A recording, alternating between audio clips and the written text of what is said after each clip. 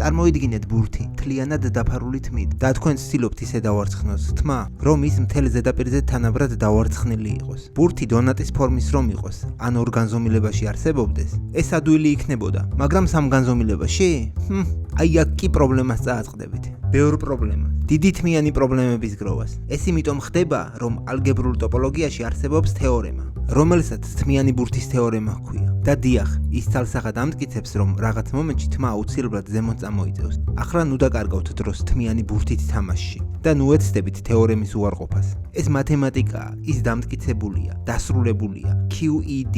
ტექნიკურად რომ ვთქვათ, თმიანი ბურთის თეორემა ამბობს, რომ სფეროს უწყვეტ ვექტორულ ველს სულ მცირე ერთი წერტილი მაინც უნდა ჰქონდეს, სადაც ვექტორი ნულის ტოლია. მაშ რა კავშირი აქვს ამას რეალობასთან თმიანი ბურთების დავარცხნის გარდა?